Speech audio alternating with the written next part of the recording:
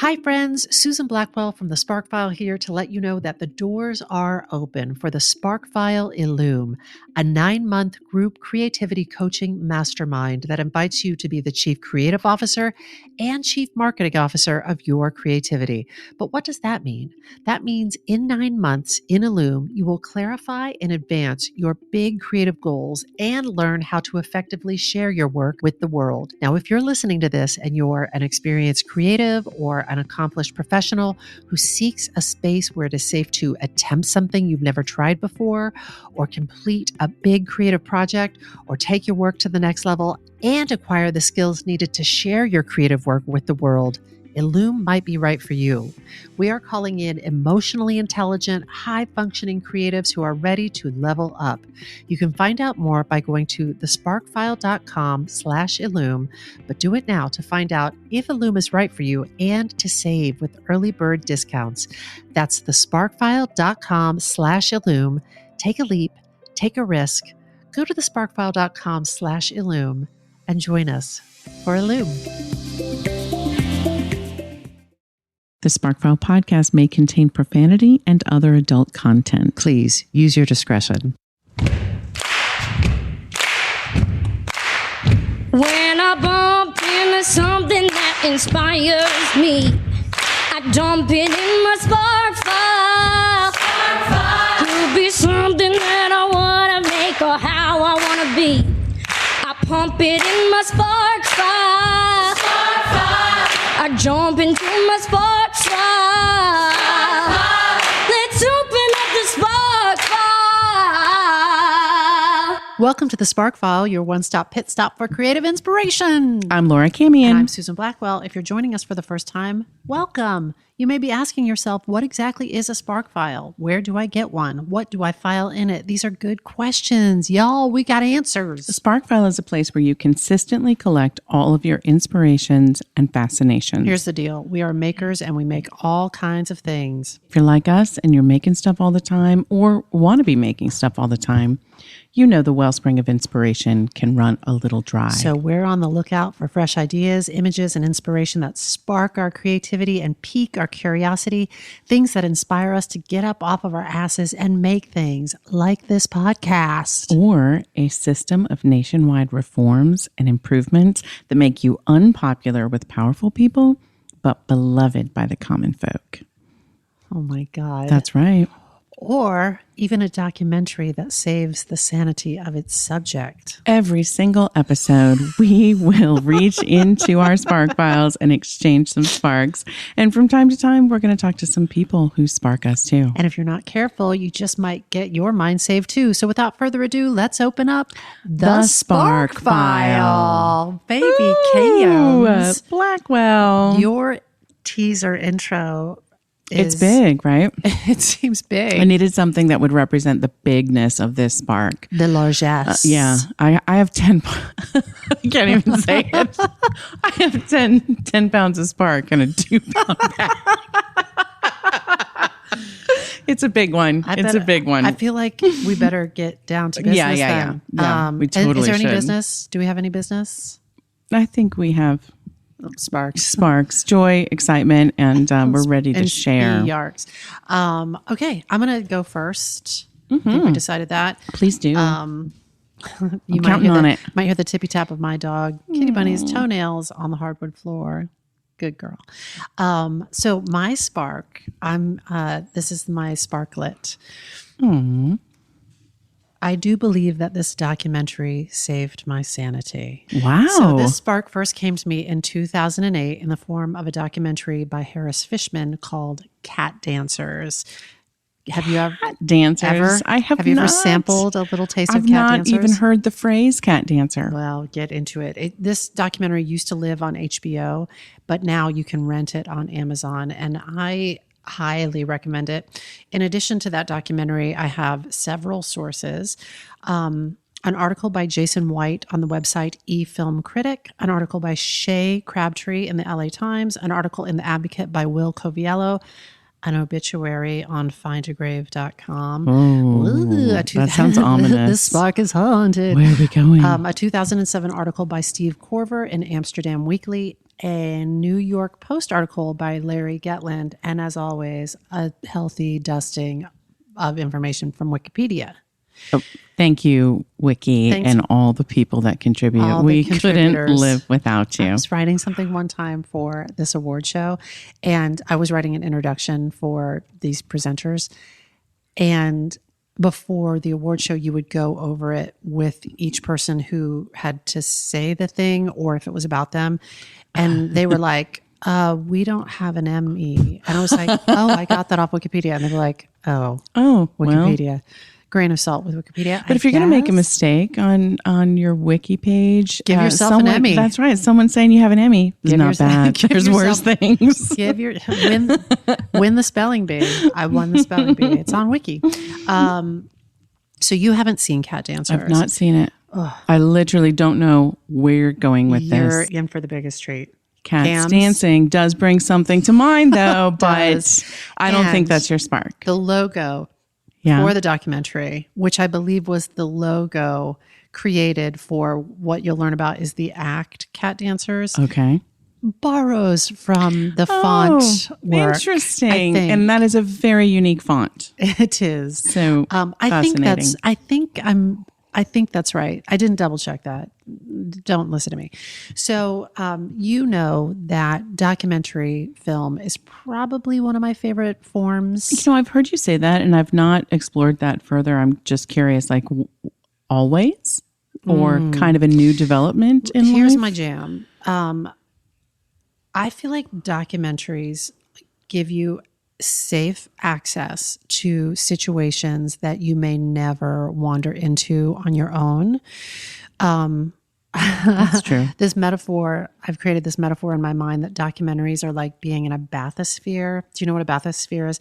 Bathysphere is one of those old-timey, it looks like a great big giant metal cannonball, but it's hollow on the inside and it has like a submarine window on it. Yes. And people would get into the bathysphere and then they would be lowered by chains down into the ocean. So you could be safe, warm, and dry inside a bathysphere, and there would be sharks swimming around you. To me, that's what a documentary is like. Because that shark's not going to hurt you. No, I can be safe, warm, sitting on my ass on my couch, and I can be stepping into a tiger cage. That's right. Yeah. So that's why it just gives you access. It's pretty great. Yeah. Love it. I love it, love it, love it. So let's dive into this documentary that this has literally been in my Spark file since the film came out around 2008. The central figure in the documentary, Cat Dancers, and in the stage act, Cat Dancers, we'll get to that in a second, is a man named Ron Holiday. Ron was born in rural Maine. Thought you were brave for saying the word rural. Rural Maine. Okay. Ron was born in rural Maine. And here's a quote from Ron. Well, I don't consider my life strange, certainly unique from the point of view of others, I suppose. I was raised on a farm in Maine. My mother was a violinist and my father a farmer. Music and animals. It was the best of both worlds. She inspired me to ballet and he to animals. He didn't love the fact that I was a dancer. But dance, Ron did. Oh, Ron, good for you. In 1954, in a ballet class in Biddeford, Maine, Ron, who was 11 at the time, met Joy, who was 7 at the time. Now, adult Ron, who we meet in this documentary, is a fascinating character. He seems like he was a showman from a pretty young age. Ron has a tremendous wig collection. And one of the first things we see in the film is Ron cams. Here's the bathysphere. We go into this guy's, the privacy of his bathroom, where he has this whole hair system where I think he snaps Velcro strips onto his head, and then whatever wig he chooses that day, then Velcros onto these. He has fully committed to this. He has really, his wig game is extensive. Yes. So, in any event, Joy, who he met as a child, is equally fascinating. In photos of her as a young girl, it just looks like the sweetest little sweetie. She has these thick glasses, I'm a sucker. I am a sucker for a little tiny kid in glasses. Tiny glasses on a tiny child. Tiny glasses with a tiny head strap. But she was this little sweet sweetie, and she was extremely devoted to her dancing and to her Catholic faith. Okay.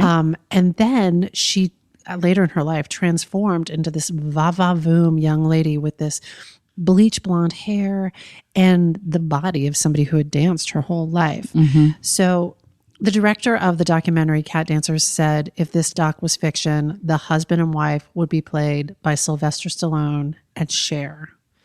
Just to give you a vision. Now, an older Sylvester Stallone and an older Cher, I would say. Great. Still both. Wow. Yeah. Yes. So when Joy went sort of blonde and va-va-voom, Ron saw her in a different light and fell for her. And then due to pressure from their mothers and probably religious pressures because of Joy's faith, they got married on June 20th, 1959. Okay? So Ron and Joy Holiday started this Adagio act. You gotta, didn't know what on Adagio for a second. Girl, I didn't know either. Adagio is the performance of partner acrobalance poses incorporating balletic slow movement, typically performed with great grace and fluidity. So they had been dancing together all their lives, and they created this act called The Holidays, where they I don't know that that's either of their real last names, actually, but called The Holidays. Yeah. That was their stage name. That's pretty great. And they partnered each other, and it was like very slow, very graceful. And then like he would lift her in the air and then drop her and catch her. Yes.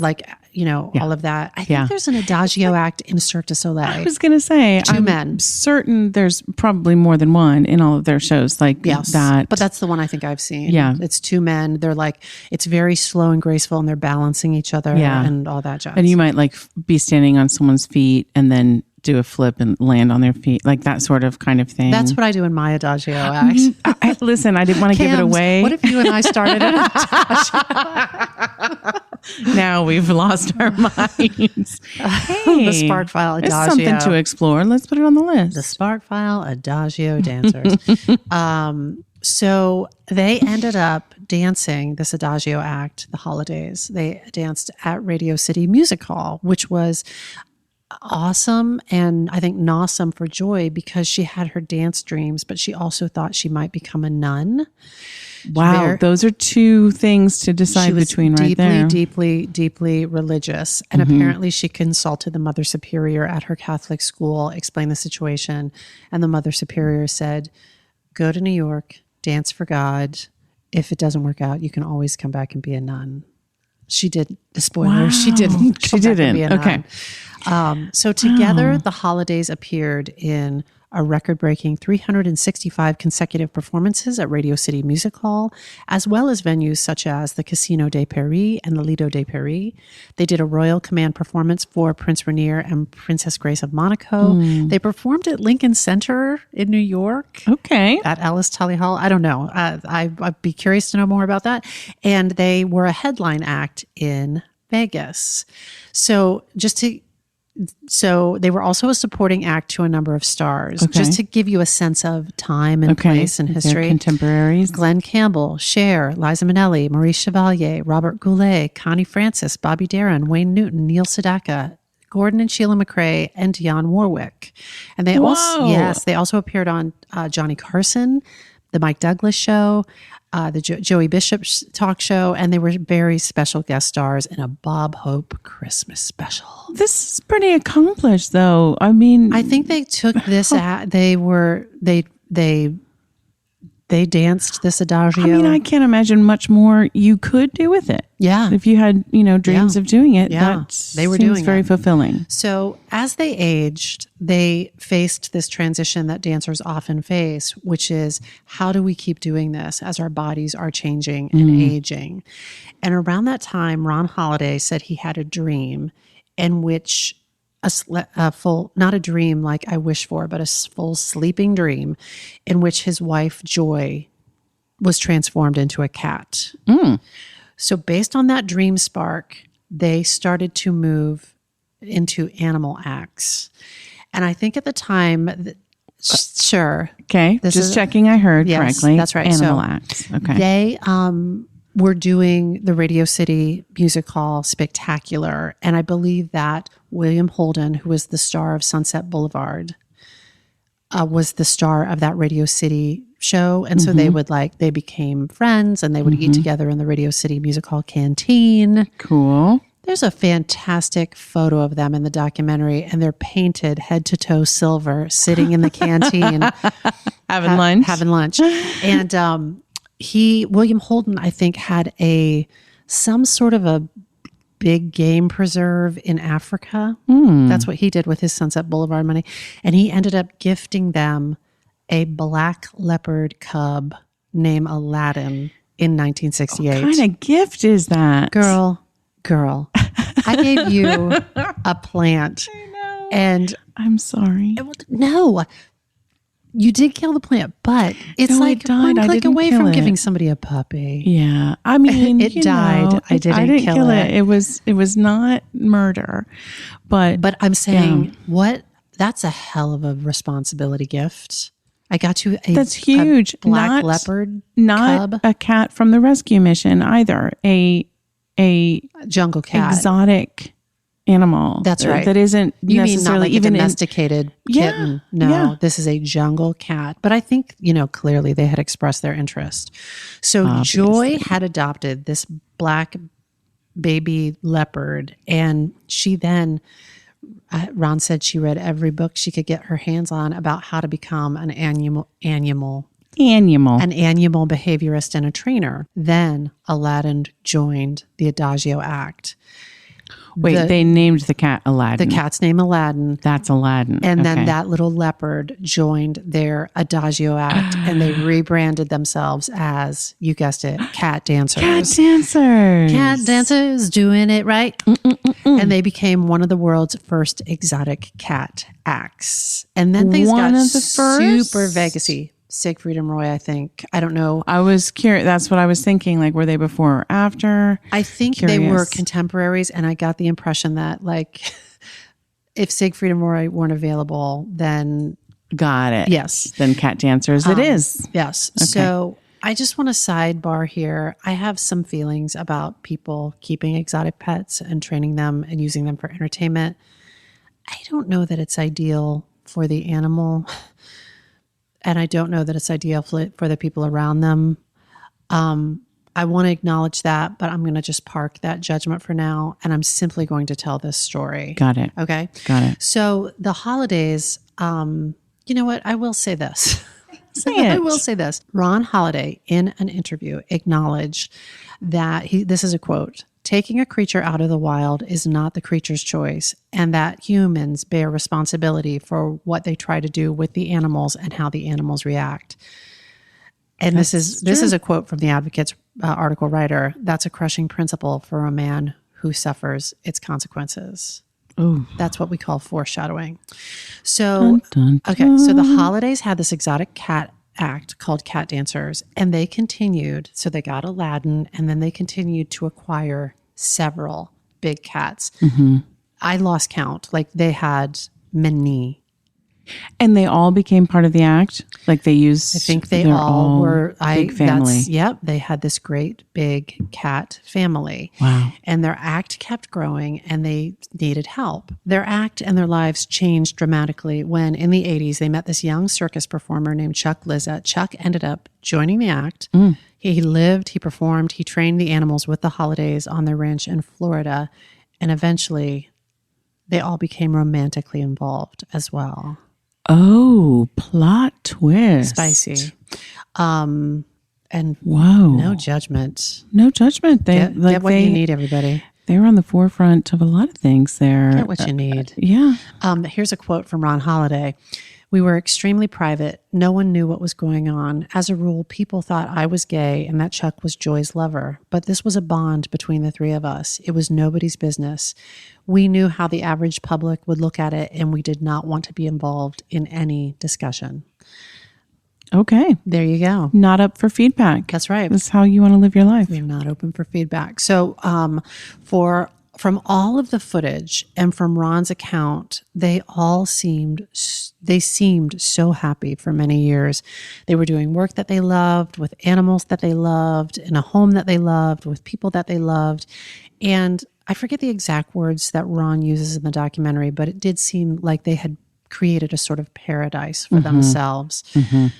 This documentary is so rich with characters and plot, and I feel like I can tell you the bullets of the story, and it's still so worth a watch because it is just, this documentary is a jaw dropper somehow without being exploitative.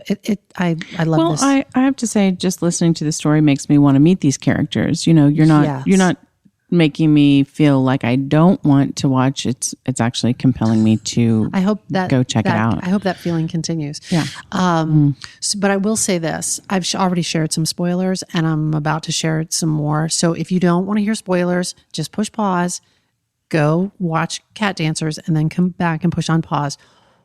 Or if you're sensitive to violence, any of those things, if you're sensitive to violence or spoilers, please fast forward to Cammy and Spark now. I will say this, by the time we meet the characters in this documentary, Ron Holiday is the last person in that love triangle who's still alive. It doesn't end well for the animals either. Cammy's bracing herself. I can already see it.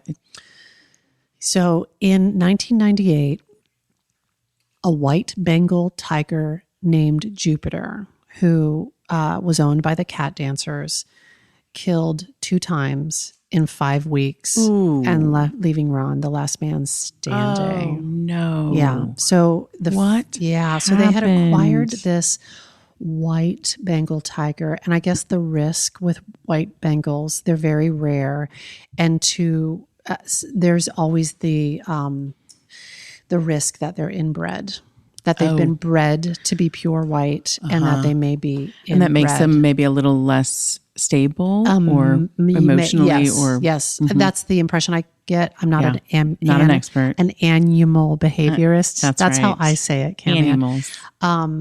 So the first tragedy was when they were having construction done. They were having like a huge a new kennel built on their property. And there was a lot of construction. There was like chain link fence and a lot of like big metal piping and all sort of construction materials laying around. It was the morning. Chuck had been up all night working on the computer, but the workmen were at the gate, the construction workers were at the gate, and they needed to move all the animals to a different part of the compound so that the workers could work. So it was a little bit of a disrupted day already. And they were moving all these big cats to different kennels. And Jupiter, sidebar, when they would train these big cats when the cats were very young, they would bond with one of those 3 people.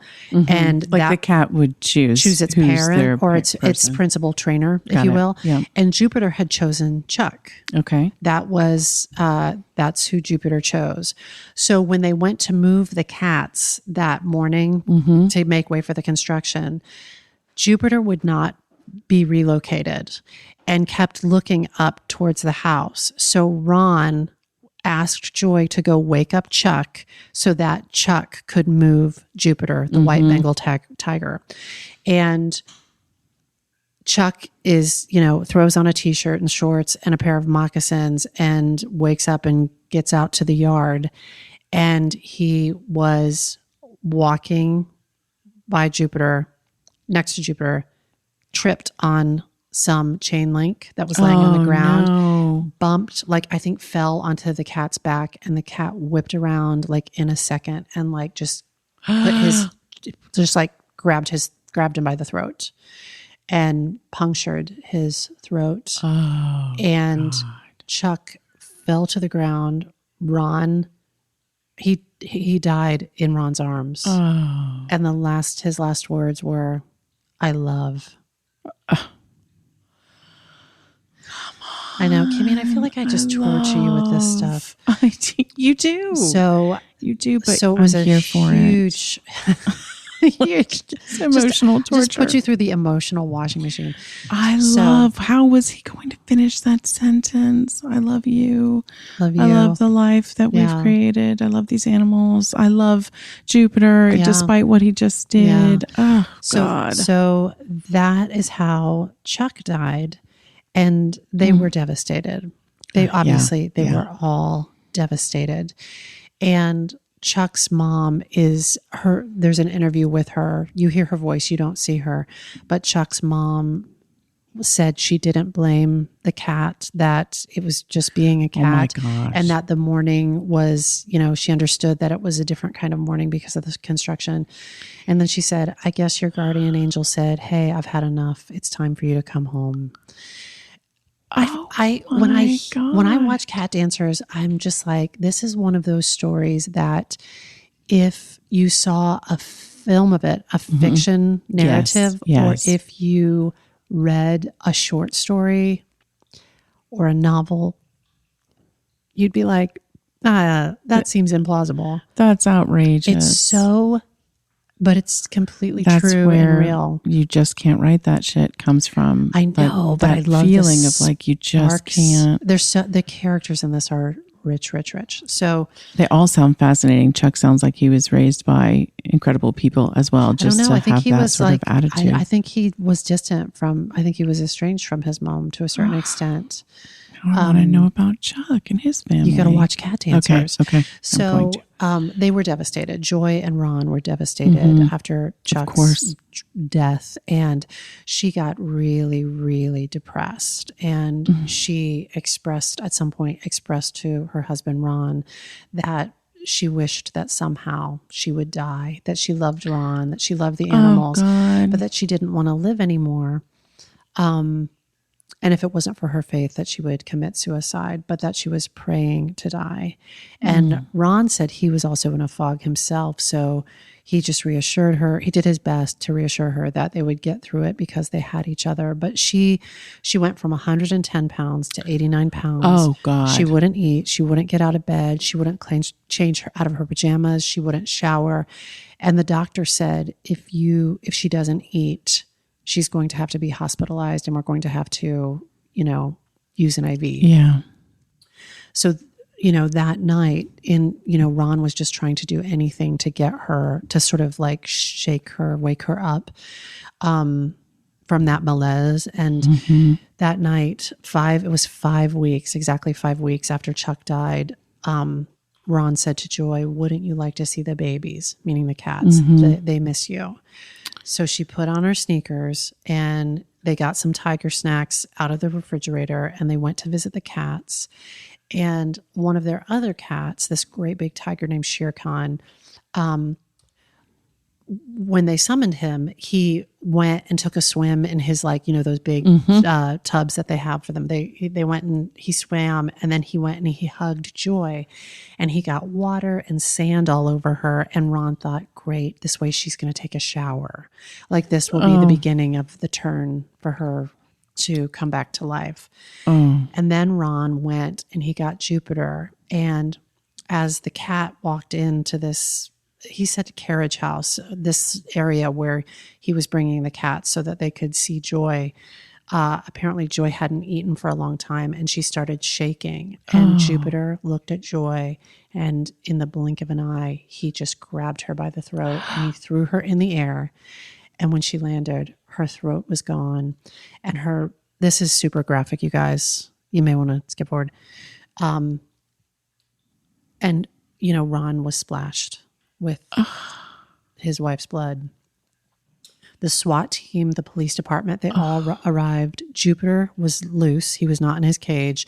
And they were waiting to see if they could coax Jupiter back into the cage so that they could contain him, because until they did, they couldn't recover her body. No. They knew that she was not alive through heat-seeking tools, but they waited for 2 hours and then they ended up shooting Jupiter. So in the span of 5 weeks, Ron Holiday was present for the deaths of two people that he loved the most in the world, and Jupiter. There's speculation about whether Joy's death was just a garden variety tiger attack or if it was suicide by tiger. I mean, I don't know. It seems like, I feel like there's like one moment missing in the story of like what actually caused Jupiter to swipe at her neck. Well, like he didn't recognize her. Or that there's a moment in the documentary where Ron, when that happened, he said he had this like epiphany where he was like, oh my God, you are inbred. Like there was something a little bit different about Jupiter's brain and Jupiter's nervous system because of his breeding. And that made the cat unpredictable in a way that they had never experienced before. So it could have been her frailty. It could have been her shaking. Listen, I'm not victim blaming Joy Holiday. Oh my God, no. But no. It's hard. The whole thing is a little bit hard to understand because they are living in a world that we would That's right. not ever. We don't understand the nuances of their world. I enjoy this from the safety of the bathysphere. You know what I mean? It's really easy to make some conclusions. You're like, I've never worked with I don't know what an animal like that. Yeah. Wow. But I'll tell you. Okay, so I think that ends the super violent part. Everybody hang tough. I've loved this documentary for a long time, and I wanted to learn more about the filmmaker and the backstory. So I did. Cat Dancers was made finished in 2007 by a dude named Harris Fishman. Harris is a graduate of Brown University and the Yale School of Drama. Oh my God. Drama. He's performed as an actor off Broadway. It seems like he's been in a lot of indie films and television. He was the co-artistic director of a theater company in Los Angeles. So this is and now a documentarian. Yeah, this guy did a lot. I like it. He's a Renaissance person. When Cat Dancers was released, I believe he also had a day job, which I respect and relate to deeply. Word. This was his directorial debut as a documentary filmmaker, and I just want to say this. It took him 7 years to make this film. Yes. We were just talking about time and saying, like, please don't let time be that barrier for finishing. It doesn't matter how long it's been. Dust it off. Yeah. Get it done. He obviously stayed after it for 7 years. Things of quality can take time, people. That's okay. It's amazing. Sometimes you set stuff down and sometimes you pick it back up again. That's right. It's okay. So his initial spark source for this whole jam was this quote. It started one summer afternoon when my mom called and said, you know that place in Florida where your brother is? He said, yes. And she said, well, the man who's teaching your brother has this amazing story and it would make a great film. Mom, great idea. Hashtag Mom Sparks. Mom Sparks. Sparks come from many places. People, listen to your mom. If your mom has some ideas, don't discount them. Really examine it. So the documentarian's brother, Adam, was taught by and worked with Ron Holiday when they were both at an animal sanctuary called Amazing Exotics in Florida. And his brother opened the door to the story and helped him to also establish and build trust with Ron, which in a documentary seems to be one of the most important things you need in telling one story. So then Holiday agreed to do the film, but he said in an interview, this quote, when we first met, I was borderline insane. I was in the process of grieving and I had no idea where I was going or what life had in store for me. Anyone who would have asked me anything at that time, I would have said, fine. I had no idea what I was getting into. Wow. Yeah. I get it. I get it too. For the first several years of interviews, the two men the first several years of interviews, the two men did not discuss the tragedies. Wow. Just building trust. Just talking. Getting. Harris said, we just talked about Ron's life with Joy prior to Chuck. And then slowly they talked about Chuck. And it took a long time. From the Advocate article, during the 6 years of filming, Ron was very open with Fishman, though not always in a state of mind to cooperate. Fishman and his crew would fly to Ron's Florida home and all the way from California, and sometimes Ron opened up and talked, and other times he refused. Once, when he didn't want to go on camera, he went to his attic, pulled out a suitcase of 8mm film reels going back to the holidays work in the late 50s, handed it to the filmmaker and told him to go away. Wow. It was a gold mine of footage that gave fishermen amazing access to their lives. And it's all through the documentary. That's incredible. Yeah. Wow. Harris Fishman's take on the film, he said, film taps into my personal desire to challenge viewers to look inward at how we judge and perceive others. How can we as artists provoke people to look at the world through different lenses? I love that. I love that. He went on to say, for 7 years, the goal has always been to simply finish it in a way that I had always imagined from day one. It would be icing on the cake if the film finds an audience and thereby receives favorable critical attention. As far as I'm concerned, the people who I have always wanted to like Cat Dancers have been me, my wife, my family, my friends, and Ron Holiday. Yes. So that leads back to that question or that idea we were talking about, which is, what's your measurement of success? Yep. And who do you let hold the measuring stick? That's right. Do you hold it? Do you give it to critics? Do you give it to who do you let hold the measuring stick? That's right. I think we should be really thoughtful and just really thoughtful about what the measuring stick is and who we put in charge of it. I agree. And I think it takes a lot of strength to determine the answer to that question and then stick to it in the face of, contradictory ideas, perhaps. So, like, for example, if I'm like, I made this short film, I'm proud of it. I enjoyed the process. I'm proud of the work that it became. And if someone else says something contradictory, can I actually stick to my original feeling of the experience, or will I shift it like, well, now it's not, I guess if someone else said it wasn't good, I guess it's not good. Yeah. So can you create that measurement for yourself and stay with it no matter what the external voices say? I don't know if I can. I feel like it does get folded into the cake batter, but it's something to aspire to. It's something to aspire to.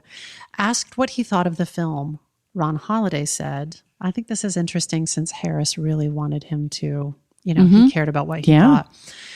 He said, I wouldn't change a hair, which surprised me. When the whole process began, I had crossed the line of sanity and it took me a while to get back. Harris was so patient. I wrote the nastiest letters. I threw him out of the house and locked the doors. It brought up all the horrors again. But the whole process healed me. I'm actually happy now, and I never thought I'd ever say that again. I can look at my life now and see what happened, and it's over with, and I'm moving on. It was complete closure, which I feel I never would have gotten otherwise.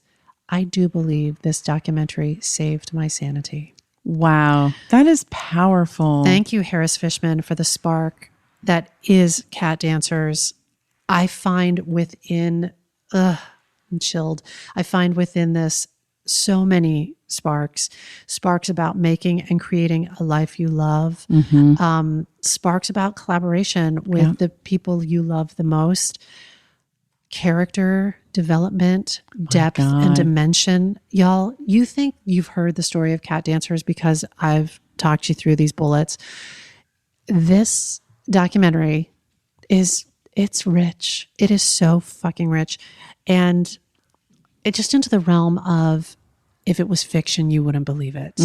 So if you are somebody who makes fiction, like push those boundaries of what your characters are capable of and what their worlds are capable of. Yes. That's my spark. That's a good one, Susan. I'm looking forward to seeing Cat Dancers. Cat Dancers. And hashtag Mom Sparks. Cats Dancers. The Spark File! And we're back. Hi.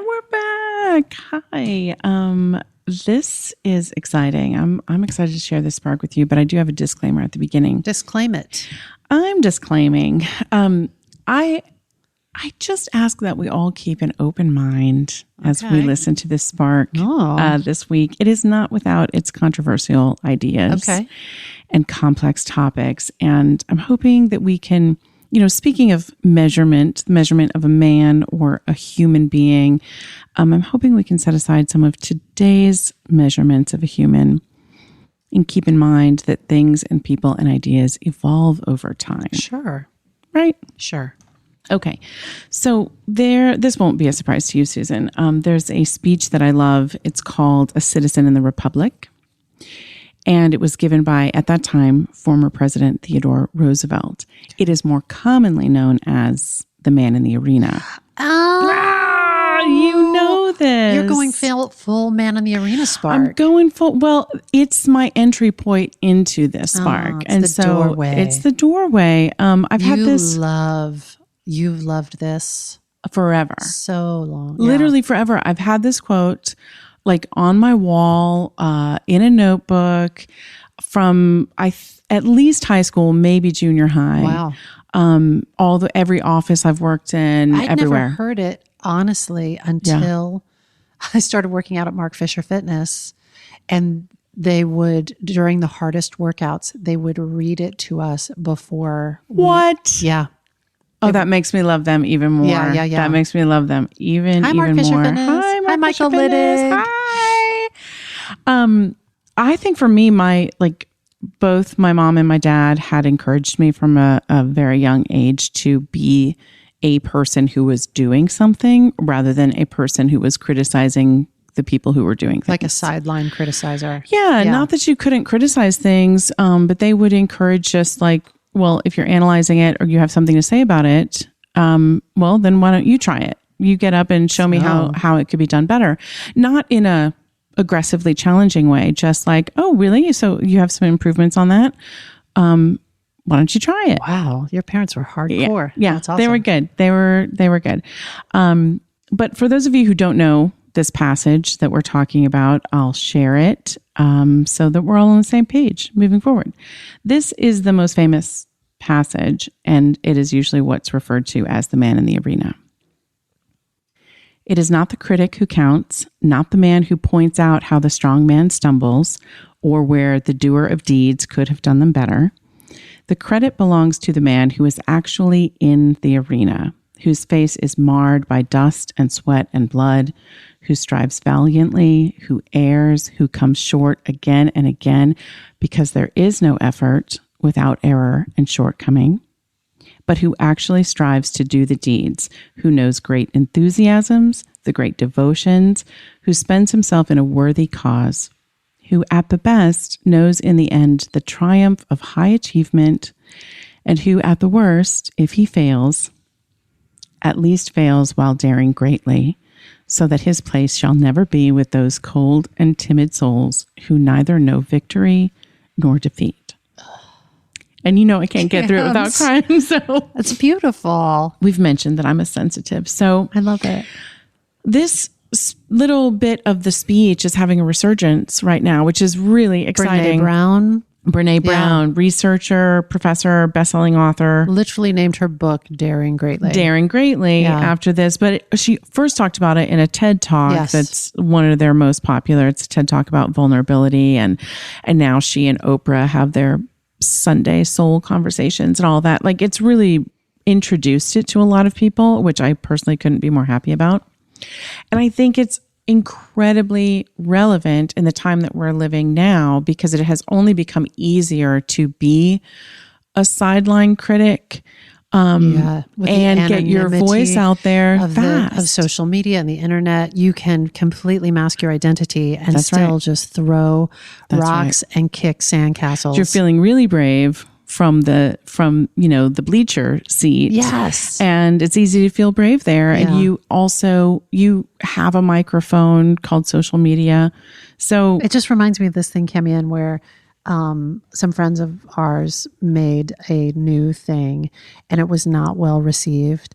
And they said it felt like you had gotten pregnant, gestated a baby, had the baby that you love and is so beautiful. And then you take the baby out to the middle of the town square, set the baby down, and then people are going to do whatever they're going to do. And maybe that's brutal. Throw stones at the baby, or maybe they'll say the baby's beautiful, or it's so vulnerable. It's so vulnerable to be in the arena. And what I think is remarkable, he gave this speech in 1910. Mm-hmm. And it, like I said, couldn't be more relevant now. And you and I talk about it a lot in regard to giving and getting feedback and this sort of like idea of a price of admission. Price of admission, baby. It's all about this. It's sort of like you will take constructive criticism, super bonus, compassionate constructive criticism. But first, the price of admission is you have to share a way that you have taken a creative risk recently. That's right. Something that you've had to pony up some bravery for, something that was not perfect, but was progress. That's right. Yeah. That's right. That's the price. And it's fine. Like, are you in the arena? Are you in the arena? Yeah. Then please share with me your thoughts and experiences. If you've not chosen to enter the arena, that is fine. I have no judgment. You don't know. Everyone doesn't have to be in the arena. But if you are currently outside of it, we invite you to join us inside of it so we can commiserate and celebrate together. So, like I said, this was my entry point into my spark because I started to wonder, I'm like, wow, I've really used this as a guide for so many years of my life, and I've not truly dug into who is the man who wrote these words and spoke these words. Yeah. Theodore Roosevelt. So weird. I know a few things, of course, and I know there are some like legendary characters like Indiana Jones that are supposedly based on, or inspired by his Teddy Roosevelt sparked Indiana Jones. I didn't know that. Some larger than life, depictions, I guess, of like this manhood, right? Yeah.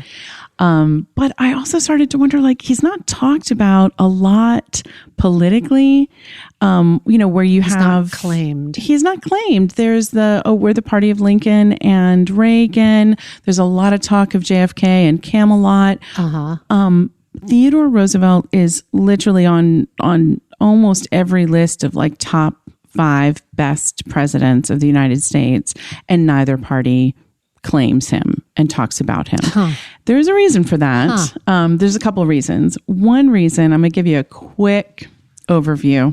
We're going to go politics for a second. I just want to acknowledge real quick, when it comes to politics and when it comes to history, also geography, also sports, and many other topics. We don't have time for that list. I feel like I know I'm eating up all your spark time. I feel a little bit like a dum-dum. I'm trying to like be more well-educated, etc. But I'm going to be a good student and I'm going to keep up. You're not alone. Do my best. This is not a political podcast and we're not going to go deep on these things, but a quick overview. Yeah. One of the reasons why I think no one claims Theodore Roosevelt is because our political parties have slowly over time switched platforms, which a lot of people know, but some people don't. But they've pretty much reversed identities over the past 80 years. So when the Republican Party was formed in 1856, it was comprised of liberals. They opposed the expansion of slavery. They wanted more open immigration. They supported social programs. They championed more spending on public education. This is, if you think about it, this is the age of Abraham Lincoln. And since we can all agree he did some great things, Republicans are happy to claim Lincoln, but rather liberal. And at that time, Democrats were conservatives, many of whom were Southern former slave owners. Yeah. So at the end of the 19th century, it started to blend. So think around late 1800s, early 1900s, it started to blend to where they both had different candidates. We had the Democrats had William Jennings Harrison, who was, quote, the great commoner. And we had Theodore Roosevelt, who was a Republican who believed in the, quote, square deal for working families. So it's like they got closer and closer together in terms of like we're for the common man. No, we're for the common man. Okay. And then there was like a crisscross applesauce right at the turn of the century. These are technical terms. Okay. Academic terms. We should be teaching a political course. Crisscross applesauce. So Theodore Roosevelt is considered really the last major Republican liberal. And as time went on, Republicans grew more conservative and the Democrats acquired the liberal base. Okay. A couple things like the Great Depression, 1929 1929, when that happened, Theodore's nephew-in-law, Franklin Delano Roosevelt, was president as a Democrat. And he created the New Deal to help us, the financial reforms to help us out of that. I'm interested in bringing back the name Delano. I just want to pitch that to all you Brooklyn hipsters. Delano. Bring it back. Okay, sorry, go ahead. That's all right. This is why I probably didn't do so well in history. That's all right. Go ahead. So there's more that happened over time when like in the 60s, when Democrat Lyndon Johnson expanded sort of the safety net, the public safety net for the people, and he gave legal equality to African Americans. That was sort of the last straw for some of the people who were still very pro-South, if you can believe it, in the 1960s, still very pro-South. Yeah. That pushed them out of the Democratic Party and into the Republican Party. Yep. So you can see that was sort of the last nail. Yeah. And so this political flip-flop happened over time. So I'm not trying to say it was instantaneous, but most people see the biggest changes like around the turn of the century. And like I said, Roosevelt being the 1900s. The 1900s. Yeah. Into the 1900s. And Theodore Roosevelt being the last Republican who was a liberal. So he's not claimed because it's not clear-cut. It's not sort of like this very... That's right. Clear cut. I think that's one of two reasons. So one, that's, it's not clear cut. It's hard for people to understand that he was Republican and he had certain ideas that I'm going to get into that they would not claim now. Got it. But this guy, I am telling you, like, have you ever done one of those, do you know those studies where like they want to find out what audiences feel about a TV show or a theater show, and there's like a little dial. There's a dial. And you go throughout the show and you're like, ooh, I love this I think part. I've been dialed on. Have you been dialed on? You're in a pilot or something, yeah. And they're like, if you like that, when this character comes on, everybody turns their dial. Yeah. Or they're laughing and they're like, oh, I'm at a 10. Yeah. And then they're like, oh, this is slow. It's at a 1. Yeah. I felt doing this research about Theodore Roosevelt, I felt like if I had a dial in my hand, it was literally like, oh, I love him. Oh, boo. This bums me out. Ooh, I love it. Ooh, boo. So complicated. It's complicated. And I think you might have some feelings. Thank you for putting it in the context of entertainment. Entertainment research. It helps we got me. It helps. I'm telling you. So now we're clear. So I think Get ready to ride your dials, everybody. Such a man. That's right. Get your dials out. We're going to hear about it for sure. He was a man full of paradoxes, and we're living in a time where it feels like we can't allow for that. You're either with me or you're against me. Yeah. And we each have this sort of personal line in the sand of like, well, I can tolerate this, but here's where I draw the line. I can't tolerate that. Yeah, that nuance piece is, Well, like my shrink tells me weekly, we can hold these truths. Both of these truths, can be held in our mind. Like I can be inspired by the words of this person, and I cannot approve of some of the choices that he made. Yeah. 120 years ago. Yeah. All right. Here's a few seemingly contradictory details about Theodore Roosevelt. As a boy, he was born sickly and weak. He suffered from extreme asthma, among other things. No one really, truly, they were like, if this kid makes it to 20, we'll be surprised. Oh. Like he was weak and fragile, and everyone treated him as such.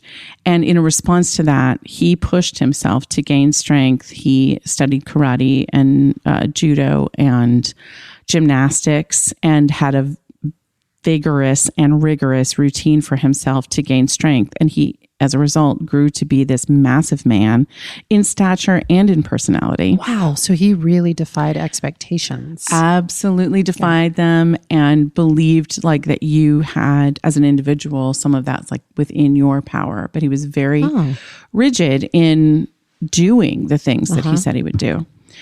He became the youngest president ever at 42. Oh my God, I need to do more with my life. Go ahead. What have we done? What have we done? And he was one of the most powerful, which is unusual to be the youngest and the most powerful. You don't really, a lot of times people are like, pat on the head. Yeah. Like, when you know more, we'll get back to you. Wow.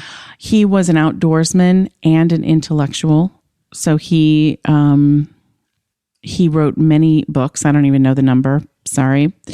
Note to self, look that up. But he was a prolific writer. He wrote a ton of things, everything from like the Naval War of 1812 to a book about his African trails, which was about his trip to Africa, which we'll talk about later. He wrote everything in between. He came from a wealthy family who had lived in New York for 250 years. Wow. So they could trace their roots back to New York that far, even in 1850. Wow. So he came from a wealthy family, and yet he often fought for the common person. He was known for breaking up corporate corruption wherever he saw it. He fought unions, he fought the banks, he broke up monopolies, like he took on John Rockefeller and Standard Oil. He was for a strong military, the Navy in particular. He thought only a nation with the most powerful ships could dominate the oceans. And at the same time, he won a Nobel Peace Prize for helping to end a war between Russia and Japan. So he wasn't pro-war, but he was about having a strong military. Strong military, yeah. He was a big game hunter. That's right. Dial down. Dial down. And he was a conservationist. Dial up. We'll talk about that. Interesting. He was pro-expansion, like westward expansion. He also created the national park system to preserve land for future generations. See, a lot of dial activity here. Down, yeah. He's even, like, one of the philosophies he's known for best even expresses a contradiction. Speak softly and carry a big stick. That was one of his, I guess, mantras. And I just think, like, he literally personifies contradiction in that way. Just speak softly, but carry a big stick. So a couple other facts about him. He created a scandal when he was newly minted president. He invited African-American advisors to the White House. Teddy bears are named after him. Not sure if you knew that. I did know that, but I think even within that, there's some controversy. Up and down. Yes. There's some up and down. He helped to map the Amazon River. It's a trip that nearly killed him. We'll talk about that. He had such a strict and pronounced moral code. And this, again, get the dial ready. In his mind, again, it's the late 1800s, but he had this clear designation of gender roles in his mind. He believed all citizens should be encouraged to assume the role of parents in society. And he thought those who did not have children should be penalized with a federal tax. Boo. But he also believed men should remain celibate if unmarried, and those convicted of rape should receive the death penalty. Wow. That's a lot of strong feelings. He takes strong positions. He takes strong. You cannot say he didn't. When you talk about all his accomplishments, and even just like lightly refer to his accomplishments, it's giving me that Hamilton feeling. Yes. You know that there's that moment in Hamilton where he's like, and he started the New York Post, and he did like, just like, oh, in the Coast Guard. And this. And you're just like, that's getting one lyric line. Yeah. And it represents these huge initiatives. Yes. What I have to say to that is yes. And also, like, one of the many things that fascinated me about Hamilton was how successfully they handled facts about that person that could have been a barrier for appreciation. Like, for some people, the line in the sand might have been, oh, he had an affair with his wife's sister, an ongoing affair for years. I can't get past that. But they handled it in such a way in the storytelling that I think allowed people to see the man as a whole, with the blackmail scandal and his relationship with his wife's sister. I think they handled it so well that it didn't get in the way of us appreciating everything that this man had done. But it does ride the dial. But it rides the dial. Yes. Yeah. But it's pretty genius. Even when we're talking about cat dancers, I'm sort of like, there's so many sparks in these characters that are, they contain multitudes. That's right. Yeah. Yeah. That's right. So I have to say it was with a bit of trepidation that I approached this whole topic because I really don't believe in it. It's enormous. Yeah. It's enormous. But like you said, literally every chapter of this man's life could be its own film. It could be a limited run Netflix series, like every single one of them, a million offshoots. So peppered throughout, I tried to just note when and where you might be able to look at this character through a different lens or look at the people in his life. Just there's rich stories literally throughout. So we'd be here all day. Teddy's the hub and there's so many spokes. He's the hub. There's so many spokes. So I just pulled out a few things. We can't talk about everything. I pulled out, I think, 3 or 4 things that surprised me as I was learning about him. So number 1, his personal life. When he was 22 on his birthday, he married a socialite named Alice Hathaway. 3 years into their marriage, she got pregnant. And as she approached the due date, Theodore's mom got sick. She got sick with typhoid fever. At 3 a.m. on February 12th, she died. 11 hours later, his wife gave birth. So same day, his mom dies. They have a baby girl. They name the girl Alice Lee Roosevelt. 2 days later, his wife dies from an undiagnosed case of kidney failure. What? They didn't know, like her symptoms had been masked by the fact that she was pregnant, and they just sort of attribute to a lot of things to, it's probably to do with your pregnancy. So no one realized that she was sick. Oh my God. So in the span of 2 days, he lost his mother, he lost his wife, and he gained a baby girl. He was 22 years old. Holy shit. Holy fucking shit. In his diary, supposedly on that day, he put a big X and he simply wrote, "The light has gone out of my life." Yeah, that was sad. He wasn't really able to cope very well. So he left his daughter with his sister for several years, and he went to his ranch in Dakota, which is now North Dakota, I think. God, that's sad too. And he returned to claim his daughter when she was 3 years old. But there's a little bit more to that story too. Interestingly, I discovered that Alice, who I believe he truly loved. The daughter? No, his first wife. His first wife. Yes. Yeah, Alice. What's the daughter's name? Also Alice. Sorry. So you were spot on. Okay, you were spot on, but they're both Alice. So Alice, his wife, was not the first woman that he proposed to. Oh. As it turns out, there was a woman in his childhood, Edith Kermit Caro, who was a family friend. In fact, their families were very intertwined. They did a lot of things together or traveled together.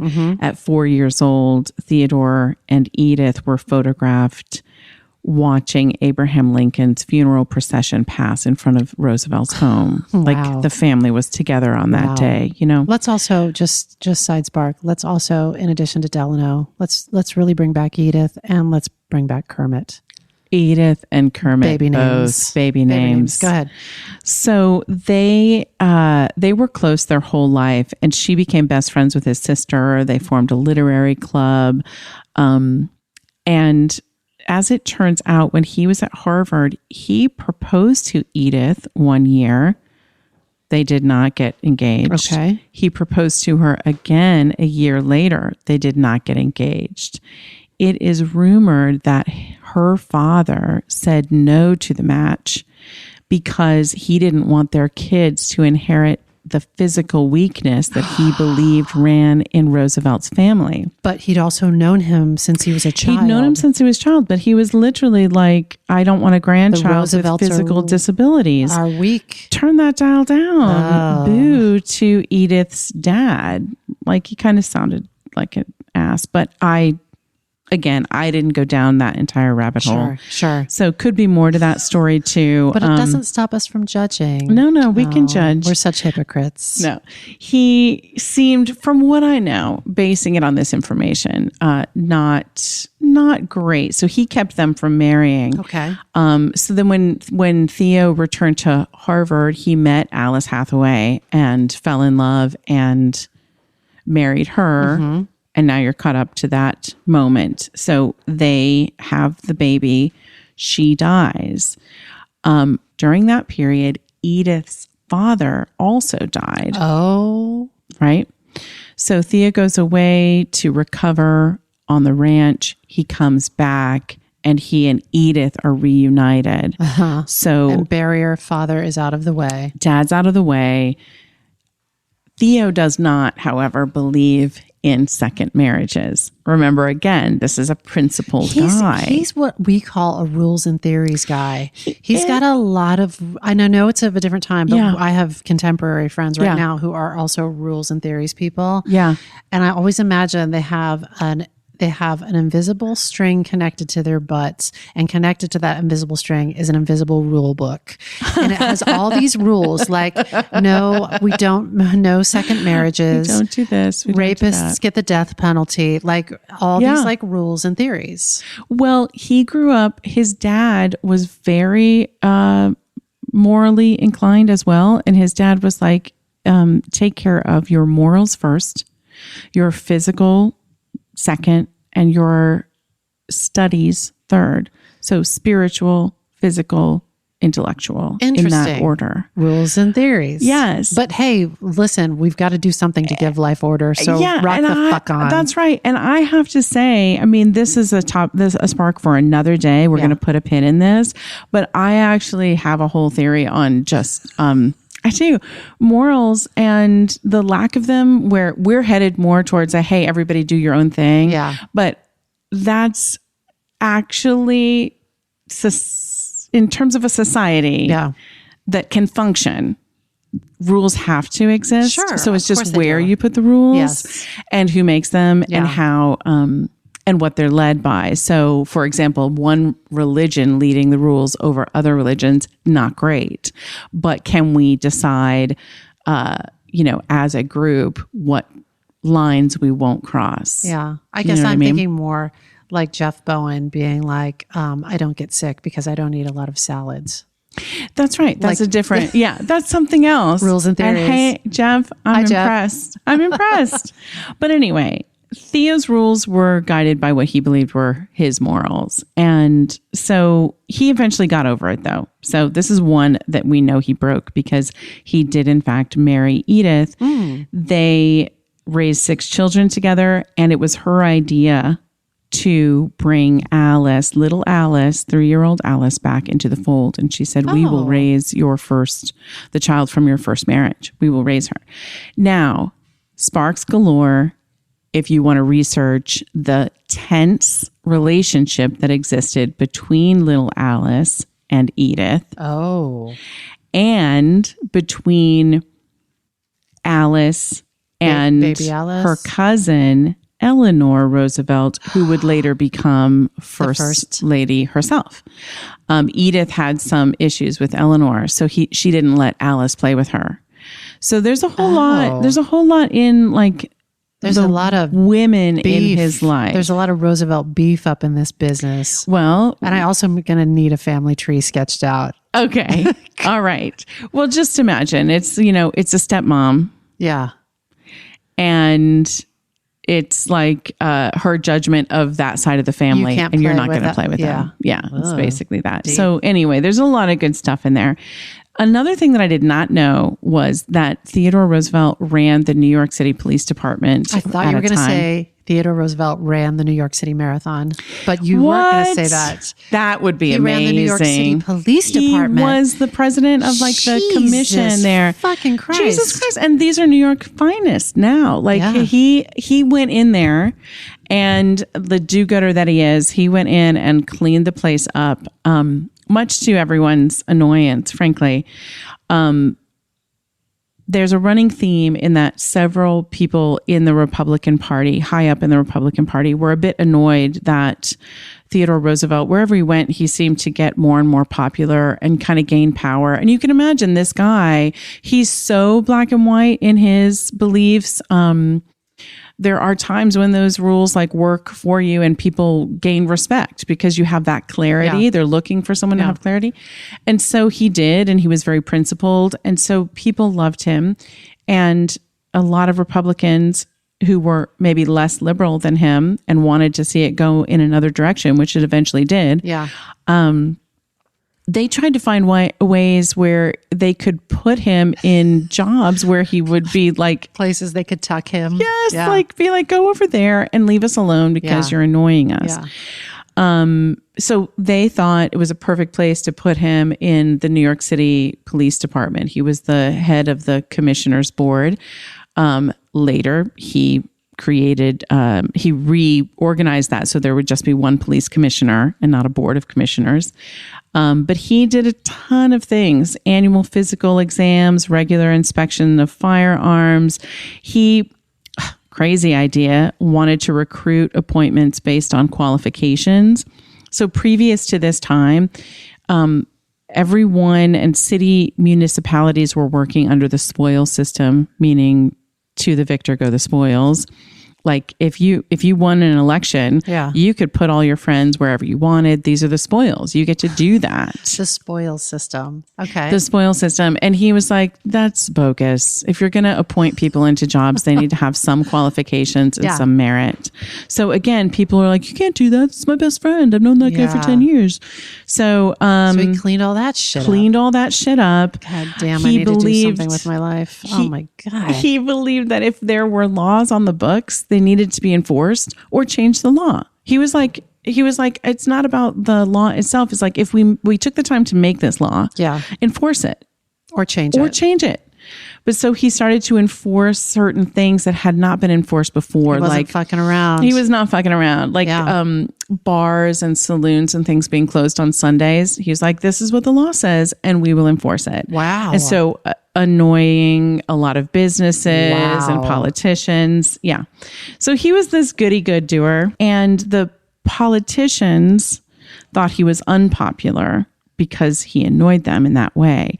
But what happened was, because he cared so deeply about the policemen who were doing the job, all of them grew to respect him, wanted to work for this man because he had such principles, you know. He probably, even though the change might have been painful, maybe he made their lives better and made their work better. That's right. Wow. That's right.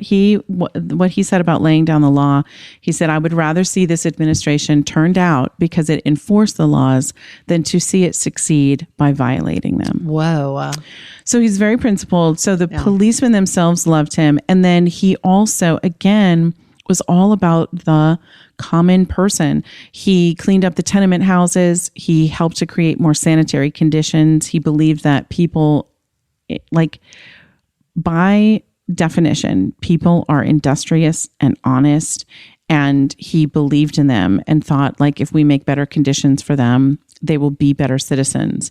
He believed that all of these immigrants that were coming into the country, speaking all these different languages, he believed they would rapidly all become Americanized and they would make good citizens, all serving, again, this same country. Yeah. So he strove in every way possible to, like, improve their environment and help all of these people contribute more effectively towards the welfare and the progress of the whole community. And so, again, beloved. He was beloved. So how annoying is this to his political opponents who are just like, damn it. They were like, foiled again. So they came up with another great idea. In 1901, they nominated him as vice president because if there was any bullshit job in the world, they were going to park him in that bullshit job. They were like, it's vice president. So he will not be able to affect any change or bother anybody in the VP job. So let's just nominate him there. He didn't want it because he knew it was a bullshit job and he said so. But he's like, again, he's super loyal. He's like, if I'm a member of the Republican Party and if they want me to do that, I will do it. So he became the vice president under President McKinley. Lo and behold, only 6 months into the job, President McKinley was shot and killed, and Theodore Roosevelt becomes the nation's 26th president. I bet his opponents were just like, you God Damn it. I would have gotten away with it too if it weren't for you meddling Teddy Roosevelt's. That's exactly. Oh my God. That's exactly it. Oh my God. So super, super annoying.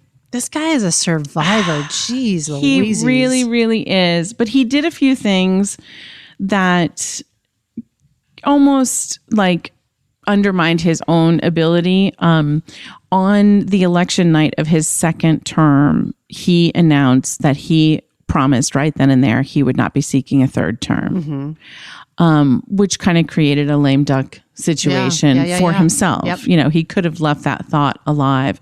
But here's a few highlights from his presidency. Again, this is ridiculous. I can't name them all, but buckle up, Buttercup. I'm ready. Hit me.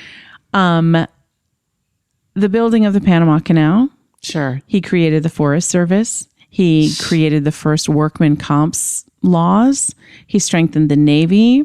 He enforced the antitrust laws for the railroads. He passed a meat inspection act. This is interesting. Do you remember the book The Jungle by Upton Sinclair? I think I was supposed to read that in high school. Sure. Yeah. He was a journalist that went undercover in the meat packing industry. The dirty meat packing industry. And it was disgusting. And people read that book and freaked out. And so... But Teddy did something about it. He did. He signed the Pure Food and Drug Act. I mean, really simple things. He insisted on... like regulations where the meat industry would separate diseased animals from healthy ones. They would destroy condemned meat. They would have sanitary inspections. I mean, these things didn't exist before. And he did it. All of those things that we're now fighting for again, like the labeling so that we know what is in our food. Yeah. He fought for that and passed those laws. During his time as president, he established 5 national parks. He created 51 federal sanctuaries for birds. He created 4 national game reserves. He dedicated over, 100 million acres of national forest. He created 18 national monuments, including the Grand Canyon. Wow. His square deal consisted of like consumer protections, controlling large corporations, things that, again, I feel like we're fighting again. But he believed very strongly that the government needed to intervene between large companies who were concerned more with obtaining wealth than they were with like defrauding the public. Yeah. So when he was to leave at the end of his second term, there's nothing like it in history. The public movement to give him a third term was out of control and almost irresistible. Yeah. But he stuck to his word because he is Theodore Roosevelt. Really? Stuck to his word. And instead, he sort of hand selected William Taft to run. Oh, no. And he won largely based on Roosevelt's endorsement. Yeah. All right, here we come to point number 3. Get your dials ready. Okay. This is a rough one. So after his presidency, he took a safari trip to Africa. And as I mentioned before, he's a big game hunter. And they collected like 11,000 different species of things. Mm-hmm. What I did not know was that trip was sponsored by the Smithsonian Institute and by the American Museum of Natural History. Okay. It was funded and financed by Andrew Carnegie. The trip included scientists, explorers, and hunters, and the purpose... We remember Andrew Carnegie because he pushed that elephant over that bridge. He sure did. Yeah, he sure did.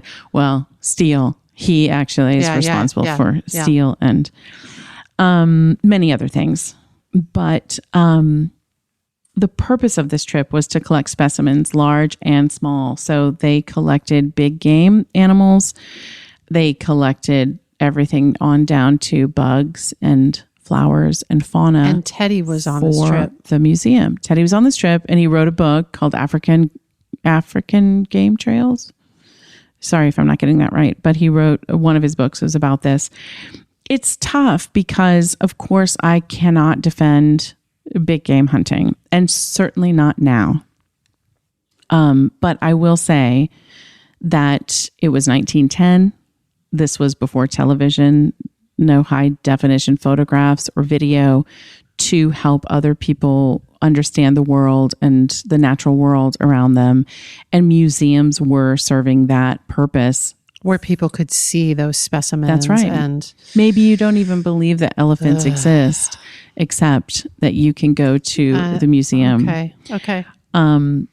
Again, maybe someone can, track the whole history of like natural museums. Different spark for a different day. That's a different spark for another day. But I was thinking, one of his kids, Kermit Roosevelt, accompanied him on this big game hunting trip and also accompanied him on a trip to the Amazon that almost killed him.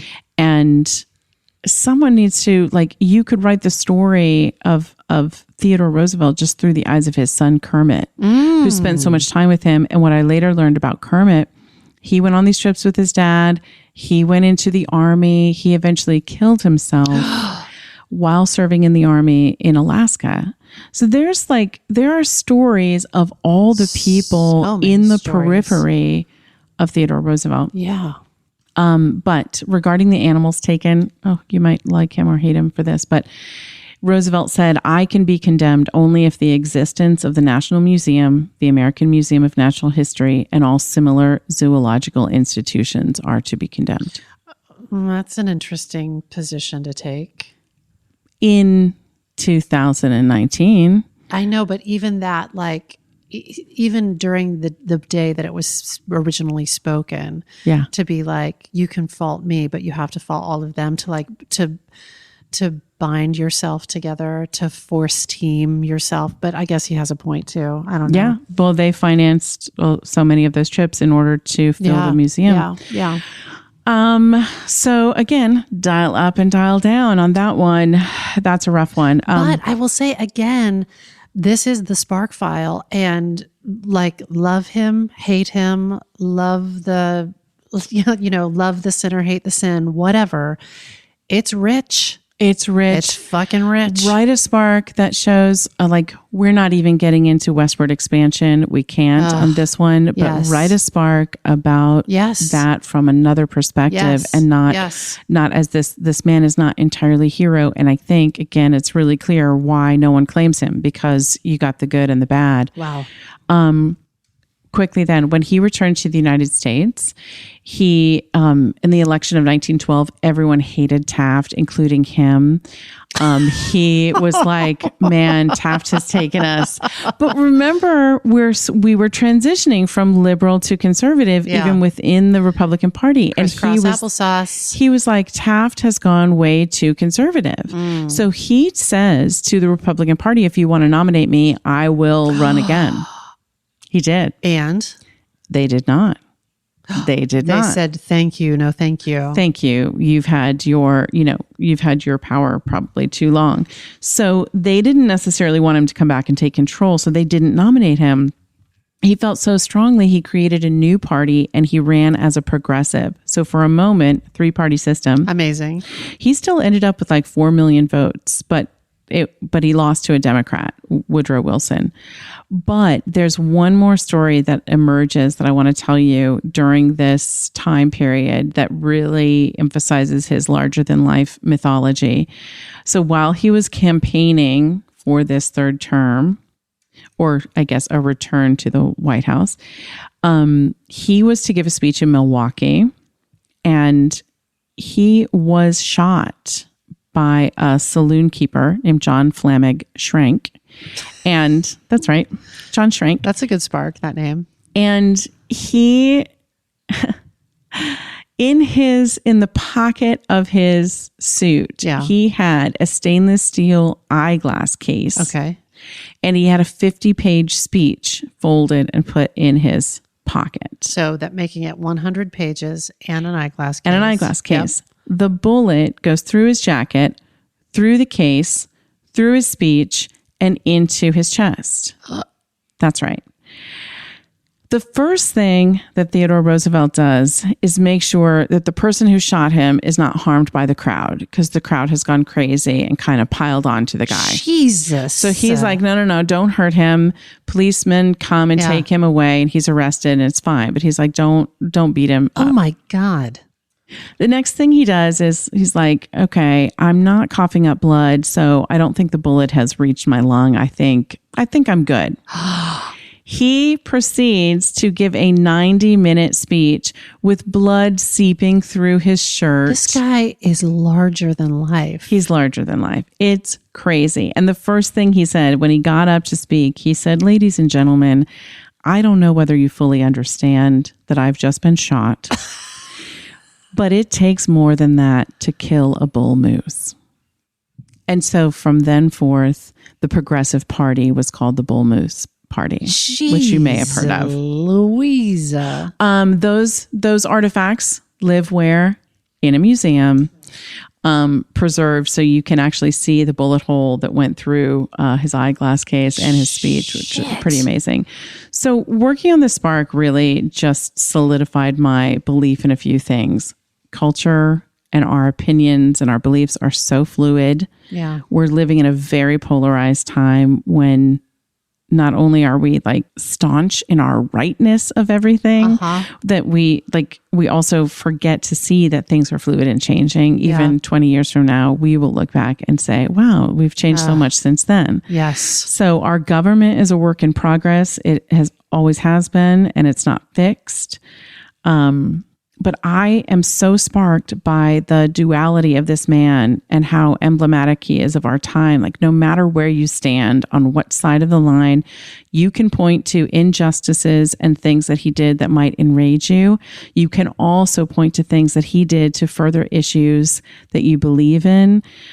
For both the right and the left, he championed causes that we continue to believe in today. Ride that dial. But I can understand why no political party would touch him, but he has, without a doubt, shaped this country and our belief system for a very long time, and probably for a long time to come. That man lived in the arena. Fucking in the arena. And he was undeterred by all of these things. Like, can you imagine going up against your own political party and people within it to say, like, hey, this is the rule. I'm, love me, hate me, I don't care. I'm going to stick to it. It also gives me the spark that you can't have undeterred without the word turd. I saw it flash in front of your face when I said it.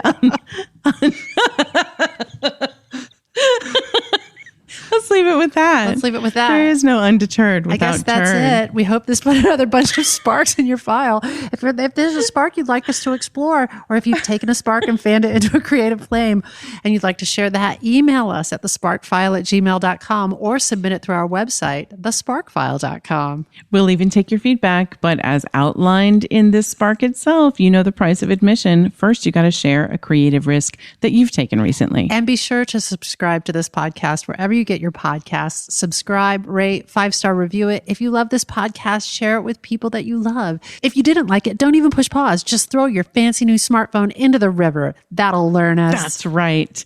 If something tickles your fancy and gets your creative juices flowing, we're writing you a forever permission slip to make that thing that's been knocking at your door. It's your turn to take a spark and fan it into a flame. You got to initiate it. You got to activate it. You got to motivate it. Then you got to celebrate it. You got to take it and make it. Bye. Be undeterred. I'm so sorry. I'm so juvenile.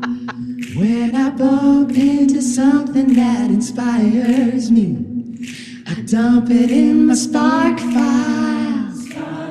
Could be something that I want to make or how I want to be. I pump it in my spark file. I jump into my spark file. Let's open up the spark file. Hi, friends. Susan Blackwell from the Spark File here to let you know that the doors are open for the Spark File Illume, a 9-month group creativity coaching mastermind that invites you to be the Chief Creative Officer and Chief Marketing Officer of your creativity. But what does that mean?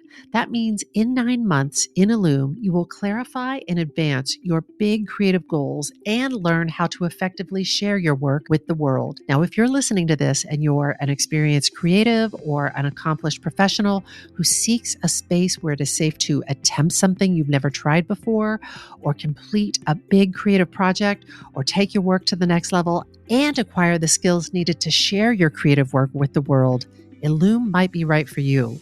We are calling in emotionally intelligent, high-functioning creatives who are ready to level up.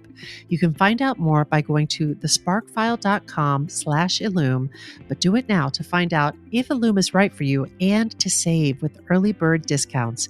That's thesparkfile.com/Illume. Take a leap, take a risk. Go to thesparkfile.com/Illume and join us for Illume.